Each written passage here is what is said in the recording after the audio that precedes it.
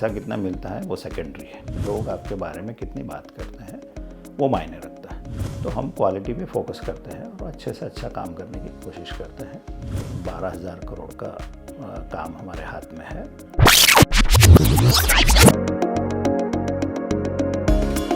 नमस्कार दोस्तों, मैं मुकेश सैनी। और दोस्तों, हैदराबाद आज की डेट में एक उभरता हुआ शहर है। तेलंगाना की धरती पर राजस्थान के पाली से चलकर के एक बड़े शख्सियत ने यहां पर बड़ा मुकाम हासिल किया है और रियल एस्टेट सेक्टर में हाईएस्ट मुकाम हासिल करने की ओर है। और उस कंपनी का नाम है नमीश्री और उनके जो फाउंडर हैं श्री मोतीलाल जी भलगट, वो हमारे साथ में हैं। सर, बहुत बहुत स्वागत है आपका हमारे इस खास शो में। सर, हैदराबाद आप पहुंचे और हैदराबाद पहुंचने के बाद में आपको क्यों लगा कि रियल एस्टेट सेक्टर आने वाले सालों में यहाँ बहुत ग्रोथ करने वाला है और आपकी कंपनी तो उसमें कुलाचे ही मारने वाली है? रियल एस्टेट सेक्टर एक ऐसा सेक्टर है जिसमें हम लोगों को मकान प्रोवाइड करने का काम करते हैं। और जैसा रोटी कपड़ा और मकान बोलते हैं, तो हर आदमी की, हर परिवार की प्रायोरिटी ये है कि उसके लिए एक खुद का मकान हो। तो ये आजकल ज़रूरी हो गया है। हर परिवार ये चाहता है कि कहीं ना कहीं, कभी ना कभी हमारा भी खुद का मकान।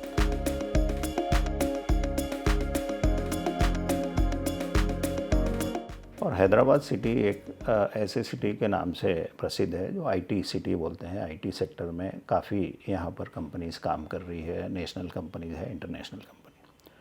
और पूरे भारतवर्ष से और स्पेशली नॉर्थ इंडिया से काफ़ी लड़के, लड़कियाँ, परिवार हैदराबाद में शिफ्ट हुए हैं। और हर आदमी चाहता है 2-3 साल के बाद रहने के बाद कि मुझे खुद का मकान हो। तो इसी वजह से हैदराबाद का ये ग्रोथ स्टोरी आगे आगे बढ़ रहा है और आगे और बढ़ता रहेगा। सर, उस ग्रोथ में नमीश्री किस तरीके से कंट्रीब्यूट कर रहा है? नमीश्री के पास काफ़ी काम है। स्टार्टिंग हम एक एक प्रोजेक्ट लेते थे। अभी हमारे पास 10 प्रोजेक्ट है और 15 मिलियन स्क्वायर फीट का काम हम लोग अभी कर रहे हैं, जो अंदाज़ा 12,000 करोड़ का काम हमारे हाथ में है। अगले 5 साल में ये काम कंप्लीट होगा। और हम तो काफ़ी बुलिश हैं हैदराबाद की मार्केट में, इर्रेस्पेक्टिव ऑफ एनी गवर्नमेंट, चाहे पीछे बीआरएस गवर्नमेंट थी, अभी कांग्रेस गवर्नमेंट है या आगे कोई और आए, लेकिन हैदराबाद की ग्रोथ स्टोरी बनी रहेगी और आगे भी बढ़ती रहेगी। सर, आपने मैं अक्सर इसके बारे में सुनता हूँ कि आपका प्राइमरी मोटो है कि आप क्वालिटी, रियलिटी सेक्टर के अंदर आप क्वालिटी पे फोकस करते हैं सबसे ज़्यादा, जो ट्रस्ट बिल्ड करने का काम करते हैं। ये आपका जो सिद्धांत है वो कैसे लोगों का ट्रस्ट आपकी तरफ बिल्ड करने में कामयाब रहा है? हमारी हमेशा से कोशिश रही है कि अच्छा से अच्छा काम करें। पैसा कितना मिलता है वो सेकेंडरी है, क्योंकि लोग इस घर में जो भी घर खरीदते हैं वो लोग अपनी पूरी ज़िंदगी वहाँ पर रहते हैं। कोई 20 साल रहेगा, कोई 25 साल रहेगा और 30 साल रहेगा। तो हमारा ये मानना है कि मैं जब भी मिलूँ उनसे, कम से कम वो लोग चाय ऑफ़र करें या हमारा रिस्पेक्ट करें। पैसा कितना बचा है कोई देखने नहीं जाएगा, लेकिन आपकी गुडविल कितनी है मार्केट में, लोग आपके बारे में कितनी बात करते हैं वो मायने रखता है। तो हम क्वालिटी पे फोकस करते हैं और अच्छे से अच्छा काम करने की कोशिश करते हैं। यही वजह है कि हमारा जो है नाम, समझिए हमारी गुडविल मार्केट में है।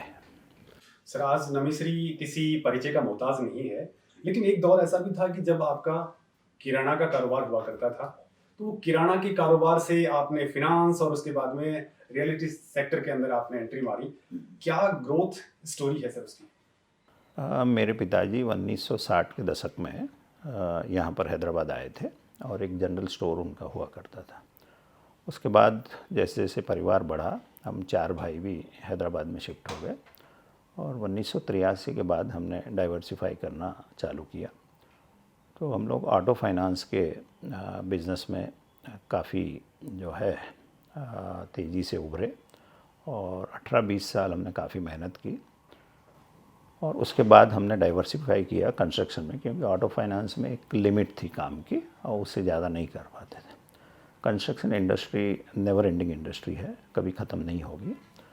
तो हमने 2004 से अपना काम कंस्ट्रक्शन इंडस्ट्री में चालू किया और अभी परिवार के भी लोग लगे हुए हैं, मैन पावर भी हमारे पास क्वालिफाइड मैन पावर है। तो उसकी वजह से ये काम जो है काफ़ी अच्छे लेवल पे हम ड्राइव कर रहे हैं। आने वाले दौर में कौन सा मुकाम हासिल करने की और आप हैं इसमें? मुकाम की ऐसी कोई बात नहीं है। हमारा एक ही मोटो है कि काम करते रहना है, और तो अपना मुकाम अपने आप ही मिल जाएगा, नाम अपने आप ही मिल जाएगा। बस काम करते रहो और लोगों के लिए मकान की सुविधा हम हर आदमी को दे सकें, तो वही हमारा मेन मोटो है कि हर आदमी के पास अपना घर होना चाहिए। सर, रियल एस्टेट सेक्टर की जब भी बात होती है जी। तो एक नेगेटिव छवि भी बनती है बिल्डर्स को लेकर के या फिर जो डेवलपर्स हैं उनको लेकर के। आपके ऊपर अभी तक वो आरोप प्रत्यारोप कुछ भी लगा नहीं है, क्या कारण है सर कि इसके पीछे कि लोग दो तरह का एक चीज़ें देखते हैं इसके अंदर? एक वो लोग हैं जो मकान बेचते हैं लेकिन बहुत ही अलग लेवल का नेगेटिविटी उनके प्रति देखने को मिलती। आपकी जिस तरीके से यहाँ पे पॉजिटिविटी है तो वो बाकी लोगों के लिए बड़ी प्रेरणा स्रोत है। क्या वजह है सर कि आप ऐसा क्या करते हैं कि आज भी छवि एकदम साफ सुथरी बनी हुई है? देखिए, बिल्डिंग कंस्ट्रक्शन लाइन में दो टाइप के लोग हैं।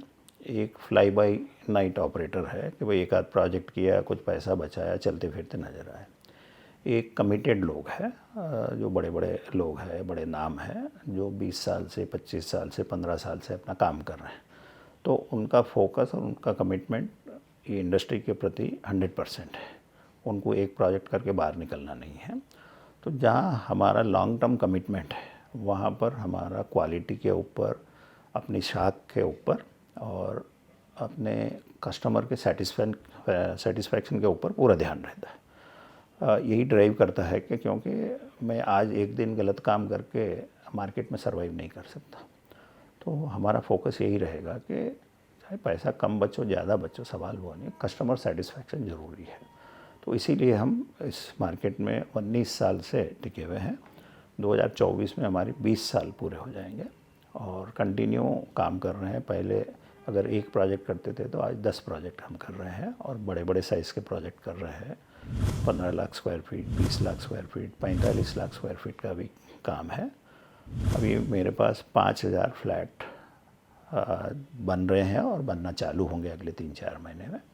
तो ये हमारी कैपेसिटी है। लोगों को अपने कोई काम के प्रति पूरा अगर कमिटमेंट नहीं है तो आप सक्सेस नहीं होगे। कमिटमेंट आपका ज़रूरी है और कमिटमेंट जहाँ भी है वहाँ सक्सेस ज़रूर मिलेगी, भले टाइम लगे।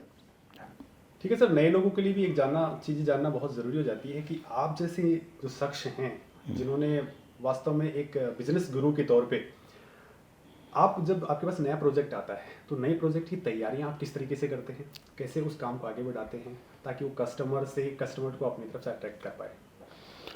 इसमें कुछ सिस्टम्स है कि लैंडलॉर्ड हमको अप्रोच करते हैं कि भाई उनकी ज़मीन है और उसको डेवलप करना है। तो हैदराबाद में ज़्यादा जॉइंट डेवलपमेंट का काम ज़्यादा चलता है। तो मेरी साख अगर सही है तो लैंडलॉर्ड मुझ पर भरोसा करेगा और उसकी करोड़ों रुपए की ज़मीन मेरे हाथ में रखता है। हम लोग 5 या 10% एडवांस देते हैं ज़मीन का, बाकी उनकी 90% ज़मीन हमारे पास रहती है, एग्रीमेंट होता है।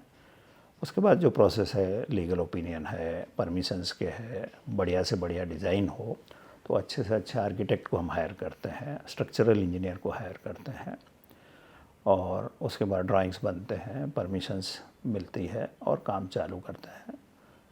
और हमारे नाम से काफ़ी बुकिंग होती है क्योंकि हमने टाइमली डिलीवरी किया है हर प्रोजेक्ट को। 2-3 महीने अबेर सबेर अलग बात है, लेकिन सभी प्रोजेक्ट को हमने टाइमली कंप्लीट किया है और एक भी प्रोजेक्ट आज तक हमारा अधूरा नहीं छूटा है। सब प्रोजेक्ट को हमने टाइमली किया और सभी प्रोजेक्ट में 100% इन्वेंट्री हमने बेच दी है, कहीं रुका हुआ नहीं। जो प्रोजेक्ट कंप्लीट हो गया है, कोई का दुक्का 1-2% की अलग बात है, बाकी हमारी 99% इन्वेंट्री बिक जाती है। तो कस्टमर, क्योंकि हमारा पास्ट है 20 साल का, 19 साल का, तो कस्टमर हमारे पास्ट को देख के कि हाँ ये लोग कर लेंगे काम और इनका देर होने का सवाल नहीं है, क्वालिटी में भी कॉम्प्रोमाइज़ नहीं करेंगे। तो इसके हिसाब से लोग भरोसा करते हैं और हर आदमी का पैसा अप्रिशिएट हुआ है। ऐसे ऐसे लोग हैं कि जिन्होंने इनिशियल में बुकिंग की और डिलीवरी तक उनका पैसा 1.5 हो गया। 40 लाख में फ्लैट लिया और मैं डिलीवरी 2-2.5 साल के बाद किया जब तक 60 लाख का हो, तो उनके लिए तो खुशी की बात है। और एक छोटे परिवार के लिए, नौकरीदार परिवार के लिए, अगर उसकी रकम देरी हो जाए हैंड ओवर लिए तक, तो उसके लिए मैं समझता हूँ इससे खुशी होगी। मैंने एक प्रोजेक्ट बालापुर में किया था, तो वहाँ पे 90% लोग डिफेंस के एम्प्लॉयज़ थे। तो डिफेंस के एम्प्लॉयज़ के पास सिर्फ नौकरी के सिवाय और कोई पैसा आता नहीं है, दूसरा कोई उनका बिजनेस है। तो वहाँ की महिलाएं जो है बोलती थी कि मोतीलाल जी, हम आपकी वजह से करोड़पति बन गए। बोले ऐसे नौकरी में तो ज़िंदगी भर करोड़पति नहीं बन सकते, 40,000, 50,000, 80,000 या लाख रुपए की तनख्वाह। लेकिन आपसे हमने 30-40 लाख में मकान लिया बैंक लोन लेके, और 10 साल में बैंक लोन पूरा हो गया। आज हमारी प्रॉपर्टी करोड़ रुपए की हो गई, 1.5 रुपए की हो गई, 1.25 करोड़ की हो, 1.5 करोड़ की हो गई। तो ये हमारे लिए, उनके लिए तो बहुत बड़ा अचीवमेंट है। मेरे लिए शायद उतना मायने ना रखे, लेकिन उनके लिए, एक छोटे नौकरीदार परिवार के लिए, अपनी पूंजी सही जगह लगे और उसमें अप्रिशिएशन हो और उनको खुशी मिले, यही हमारे लिए खुशी की बात है। सर, टीम को एनकरेज कैसे करते हैं आपकी, वो ज़्यादा से ज़्यादा कस्टमर तक अपनी पहुंच बना सके या फिर उस क्वालिटी को मेंटेन कर सके, तो इसके लिए क्या कुछ स्ट्रेटजी आप अपनाते हैं? हमारे पास क्वालिफाइड और ऊंचे स्तर के इंजीनियर है। एक इंजीनियर 2.5 लाख रुपए सैलरी के है, 2 लाख रुपए सैलरी के है, जो 20-20 साल, 25-25 साल का इस लाइन में तजुर्बा रखते हैं। तो हम उनको हायर करते हैं और मोटिवेट करते हैं कि आप टाइम बाउंड इस कार्य को समाप्त करो, और उनको इंसेंटिवाइज भी करते हैं कि भाई चलो इतने दिन में आपने ये प्रोजेक्ट कंप्लीट कर दिया तो आपके लिए इंसेंटिव है। तो वो पुश करते हैं। और इंजीनियर, प्रोजेक्ट इंजीनियर है, साइट इंजीनियर है, उनकी ड्यूटी का कोई टाइम नहीं है। उनको 24 घंटे भी ड्यूटी करना पड़ता है और अगले दिन छुट्टी भी ले लो। तो क्योंकि रात में कंक्रीट चलता है, सिटी है, तो रात में ही काम होता है, दिन में आप काम नहीं कर सकते। तो उनके लिए यही इंसेंटिव है कि हमारे को प्रोजेक्ट टाइमली कंप्लीट करना है, तो मेरा प्रमोशन होगा और मैं दूसरे प्रोजेक्ट पे इससे बड़ी पोस्ट पे जाऊंगा और मुझे सैलरी का एनहांसमेंट मिलेगा। तो वो मोटिवेशन। मार्केटिंग टीम का ऐसा है कि हमारे इन हाउस मार्केटिंग टीम है सब प्रोजेक्ट के लिए, और उनके लिए भी मोटिवेशन यही है कि आप कितने दिन में ये प्रोजेक्ट को बेचते हो और बाहर निकलते हो। और प्रोजेक्ट टीम का काफ़ी अच्छा काम है, मार्केटिंग टीम का काफ़ी अच्छा काम वो लोग करते हैं। फ्रॉम नेगोशिएशन टू डिलीवरी तक कंप्लीट जिम्मेदारी उनकी है। नेगोशिएशन वही करेंगे, प्राइस फिक्सिंग वही करेंगे, एग्रीमेंट वही करेंगे, सेल डीड वही कराएंगे, बैंक लोन वही कराएंगे, और अल्टीमेटली हैंडओवर तक उनकी जिम्मेदारी है। और कस्टमर से वो लोग अच्छा रिलेशन बना के रखते हैं। मार्केटिंग में हम लोग इन्वॉल्व नहीं होते हैं, क्योंकि इतने हज़ारों फ्लैट है, तो हमारे लिए हर कस्टमर से मिलना नामुमकिन है। तो हमारी टीम है सब जगह एंड बहुत अच्छा काम कर रहे हैं वो लोग। कॉमर्शियल लाइन के अंदर भी आपने काफ़ी सारे मॉल्स के अंदर अपने कदम आगे बढ़ाए हैं जी। तो वहाँ पर किस तरीके से आप कस्टमर से डील कर पा रहे हैं? वहाँ पर ऐसा है कि जो भी मल्टीनेशनल कंपनीज़ है, अच्छे अच्छे ब्रांड्स हैं, वो हमारे पुराने टच में भी है। और दूसरे जो ब्रोकरेज फर्म है, जैसे JLL है, CBRE है, ये काफ़ी लोग हैं। तो ये लोग इस लाइन में काम करते हैं, लीजिंग के लाइन में। तो वो कस्टमर्स को इंट्रोड्यूस करते हैं और हम उसमें से सेलेक्ट करते हैं कि अच्छा ब्रांड कौन सा है। नेशनल मल्टीनेशनल ब्रांड अगर नहीं है तो ज़्यादा दिन सर्वाइव नहीं कर पाता, खर्चे वगैरह काफ़ी रहते हैं। तो जहाँ जहाँ भी MNCs है, नेशनल ब्रांड है, वो लोग बिज़नेस बढ़िया करते हैं, रेंटल भी टाइम पर दे पाते हैं वो लोग। तो वही लोग फिटेस्ट विल सर्वाइव, ये मार्केट का रूल है। छोटा मोटा आदमी सर्वाइव नहीं कर पाएगा मॉल में जो है ना। लेकिन आपने एक स्ट्रेटजी क्यों अपनाई? क्यों आप केवल रेंट के ऊपर ही बढ़ रहे हैं, सेल पे नहीं बढ़ रहे, बल्कि वहाँ पे मॉल वाले मामले में रेंट की तरफ क्यों जाते हैं? मॉल एक ऐसा प्रोडक्ट है जहाँ पर आप पार्ट में अगर सेल किया तो मॉल ख़त्म हो जाएगा। मॉल जब भी बिकना है 100% बिक जाना चाहिए। जो भी लेने आता है तो उसको 100% आप माल, 1-2 दुकानें आपने बेच दी तो आपका मॉल ख़त्म हो जाएगा। ये मॉल का थंब रूल है। तो इसके लिए दुकानें नहीं बिकती है। इंडिपेंडेंट कोई बिल्डिंग हो, उसमें 1 दुकान बेच दी, 2 दुकान बेच दी, वो अलग बात है। मॉल एक सिंगल प्रोडक्ट है जिसको आप इधर उधर नहीं हिला सकते हो, या उसके साथ क्या बोलते हैं, अच्छे व्यवहार से नहीं रखोगे। क्योंकि मॉल ही एक ऐसी जगह है जहाँ 5,000 से लगा के 50,000 तक फुटफॉल होता है। 5,000, 10,000, छोटा मॉल है तो 5-10 हज़ार है, बड़े मॉल में रोज़ 50-50 हज़ार लोग हैं। अगर अलग अलग दुकानें बिक जाए तो सब अपनी मनमानी करेंगे, एक बार बेचने के बाद आपका कंट्रोल रहेगा। तो लिहाजा मॉल का सिस्टम यही है कि बिका तो 100% बिकना, नहीं है तो नहीं बिकेगा। अच्छा सर, ये अब ग्रोथ के लिहाज से सर सरकार का कितना बड़ा योगदान होता है कि रियलिटी सेक्टर के अंदर? देखिए, सरकार और बिल्डर दोनों कंधे से कंधा मिलाकर ही काम करना पड़ेगा।